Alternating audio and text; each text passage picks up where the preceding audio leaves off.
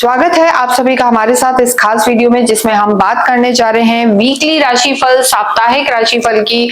और यहाँ पर हम बात करने वाले हैं कर्क राशि के लिए। कर्क राशि की बात करेंगे और देखिए एक चीज यहाँ पर इंपॉर्टेंट है कि आपके तो लॉर्ड ही चंद्रमा है, और चंद्रमा की जब हम बात करते हैं तो चंद्रमा हमारे मन के कारक हैं, इमोशंस के कारक हैं, माता के कारक हैं, और कहीं ना कहीं इंट्यूशंस, रिश्ते, सबको ये गवर्न करते हैं।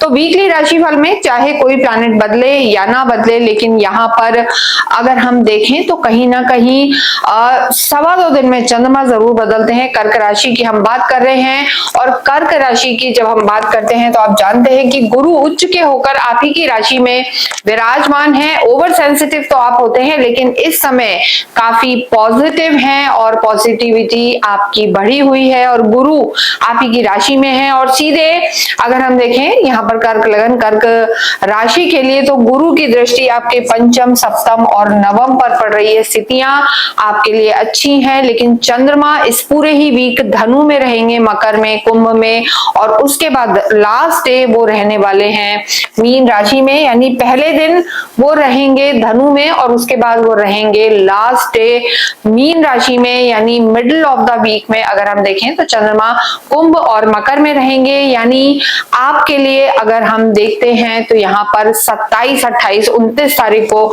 चंद्रमा कुंभ राशि में रहेंगे लगभग, और ये स्थिति आपके अष्टम में चंद्रमा रहने वाले हैं। यानी 27, 28 और 29 तारीख को आपको थोड़ा सा संभल कर रहना है, जल्दबाजी में कोई निर्णय नहीं लेना है। चंद्रमा राहु के साथ रहेंगे, ग्रहण योग बनता है। यहाँ पर रिश्तों में आर्ग्यूमेंट में नहीं जाना, करियर में कोई बड़ा डिसीजन नहीं लेना। 27, 28 और 29, विशेषकर 28, 29 तारीख को कर्क राशि को संभल कर रहना है। अन्यथा गुरु की स्थिति जो बनी हुई है वो यहाँ पर आपको बहुत सारे बड़े बड़े परेशानियों में से भी निकालेगी, आपके कार्य क्षेत्र को अच्छा रखेगी, रिश्तों को संभालेगी।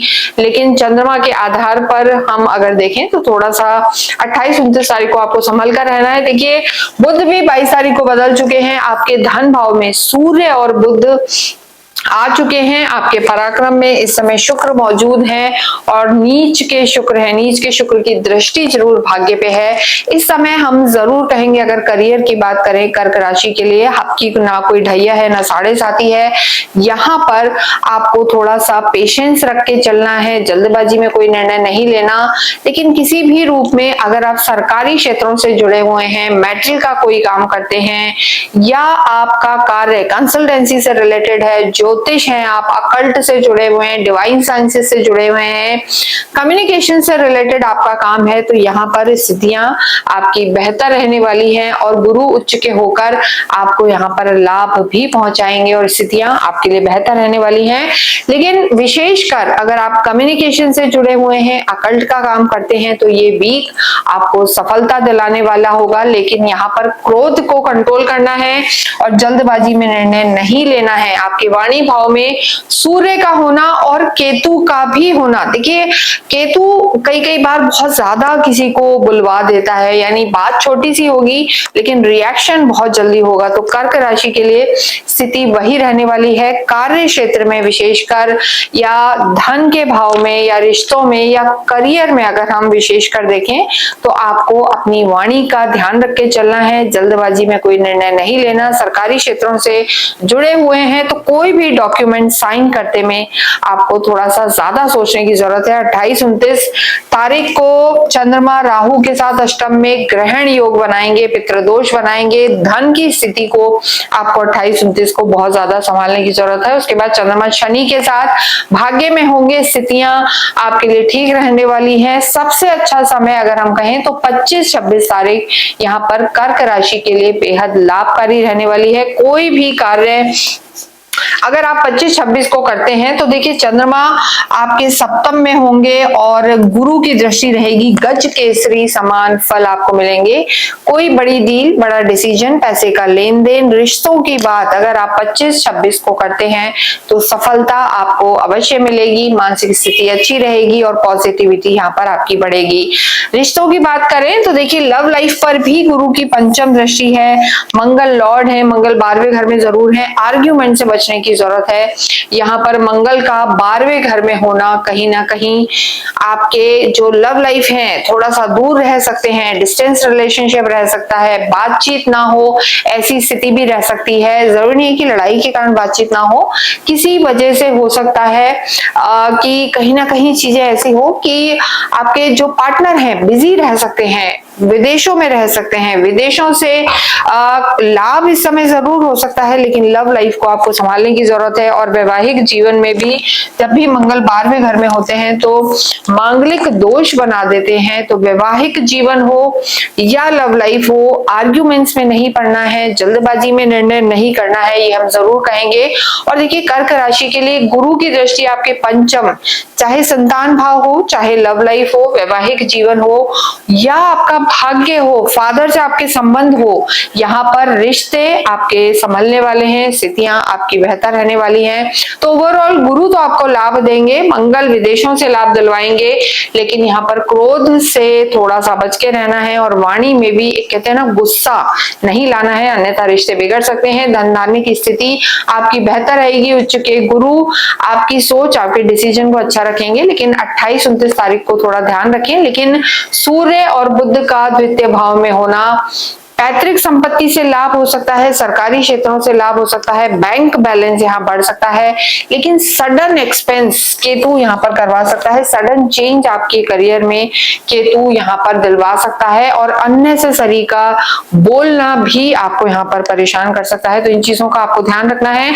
इसके अतिरिक्त अगर हम बात करें तो देखिए एजुकेशन की जब बात करते हैं, अकल्ट सीखना चाहते हैं, ज्योतिष में जाना चाहते हैं, गवर्नमेंट से रिलेटेड तैयारी कर रहे हैं, या आप MBA, CA, BBA इस तरीके के जॉब्स की तैयारी कर रहे हैं या एग्जाम की तैयारी कर रहे हैं, तो सफलता आपको मिल सकती है। ये जो समय है गुरु का पंचम दृष्टि से ज्ञान के प्लैनेट का, ज्ञान के भाव को देखना, यानी जो उच्च के गुरु हैं आपके पंचम को देख रहे हैं, जो विद्या का भी स्थान है, तो स्टूडेंट्स के लिए समय अच्छा है, सफलता मिल सकती है। लेकिन 28-29 को अगर कोई एग्जाम है अगस्त को, तो थोड़ा सा संभल के रहें। इस वीक में राखी भी रहने वाली है, पूर्णिमा भी रहेगी और पूर्णिमा में फुल मून होता है, तो मूड स्विंग्स 28-29 को आपको परेशान कर सकते हैं। तो जब आप पब्लिक में हो तो अपनी वाणी का आपको इस समय खास ध्यान रखना है, विशेषकर फुल मून वाले दिन कर्क राशि को 28 तारीख को ज्यादा संभल कर रहने की जरूरत है। इसके साथ ही अगर हम बात करें स्वास्थ्य की, तो देखिए स्वास्थ्य की दृष्टि से समय सही है, लेकिन छोटी मोटी चोट लगना यात्राओं के दौरान, क्योंकि मंगल इस समय आपके 12वें भाव में है और बुध के घर में है, बुध और मंगल की नहीं जमती है, शत्रु रहते हैं, तो मानसिक तनाव, रिश्तों में क्लेश या चोट लगना या नींद की समस्या 28-29 तारीख को आपको परेशान कर सकती है। इसके साथ ही अगर हम बात करें आपके भाग्य की, तो देखिए भाग्येश गुरु है और गुरु ही इस समय एक ऐसे प्लैनेट है कर्क राशि के लिए जो आपके वारे न्यारे करने वाले हैं। भाग्येश का उच्च का होके आपकी ही राशि में होना, भाग्य आपको पूरा पूरा साथ देगा, नई नई अपॉर्चुनिटीज आएंगी और इस समय रिश्ते आपके सुधरने वाले हैं। तो पूरा ही समय अगर हम देखें तो यहाँ पर लाभ की स्थिति आपकी बनी हुई है, लेकिन जल्दबाजी में निर्णय नहीं लेने हैं और रिश्तों को संभाल कर रखना है। सूर्य का वाणी भाव कुटुंब में होना, यानी घर में आर्ग्यूमेंट्स होना या गुस्सा करना या डोमिनेटिंग नेचर आपको थोड़ा सा परेशानी दे सकता है, तो इन चीजों का ध्यान रखें। लेकिन भाग्य साथ देगा, धन धान्य की स्थिति आपकी बेहतर रहेगी और सफलता आपको इस वीक में अवश्य मिलने वाली है। पूरा ही वीक आपके लिए अच्छा है, लेकिन 28-29 तारीख को आप अपने स्वास्थ्य का भी ज्यादा ध्यान रखें, ओवर थिंकिंग में ना जाएं। जितना हो ओम नमः शिवाय का जप करते रहें, शिव आराधना करें, अमोघ शिव कवच पढ़ें और रुद्राक्ष धारण करें। इससे आपको सफलता भी मिलेगी और मानसिक शांति भी रहेगी। कमेंट बॉक्स में ओम नमः शिवाय अवश्य लिखें।